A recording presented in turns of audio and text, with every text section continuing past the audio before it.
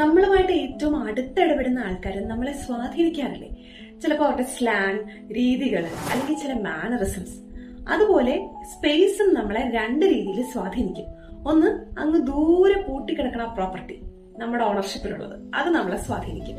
രണ്ടാമത്തത്, ഏത് സ്പേസിലാണോ നമ്മൾ കൂടുതൽ സമയം സ്പെൻഡ് ചെയ്യുന്നത് റെഗുലർ ആയിട്ട്, ആ സ്പേസ് നമ്മളെ സ്വാധീനിക്കും.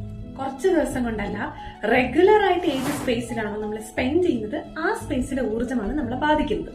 അപ്പൊ ശീലങ്ങൾ നല്ലതാണെങ്കിലും മോശമാണെങ്കിലും അതിന് നമ്മൾ ഒറ്റ ദിവസം കൊണ്ട് മേക്ക് ചെയ്യാനോ ബ്രേക്ക് ചെയ്യാനോ സാധിക്കില്ലല്ലോ.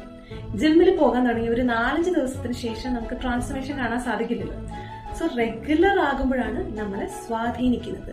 റെഗുലർ ആയി കഴിയുമ്പോൾ നമ്മളെ സ്വാധീനിക്കും. So whether owned, rented, personal or professional space, ഏത് സ്പേസിലാണോ നമ്മുടെ മൈൻഡും ബോഡിയും റിപ്പീറ്റഡ്ലി എക്സ്പോസ്ഡ് ആകുന്നത്, ആ സ്പേസിലെ ഊർജം നമ്മളെ സ്വാധീനിക്കും. അപ്പൊ വാടക വീടാണെങ്കിലും നമ്മളെ വാസ്തു ബാധിക്കും. പക്ഷെ നമുക്കതിനെ വിശ്വസിക്കാൻ ഇഷ്ടമല്ല. അതിനുള്ള കാരണങ്ങളും സൊല്യൂഷൻസും നമുക്ക് അടുത്ത വീഡിയോയിൽ കാണാം.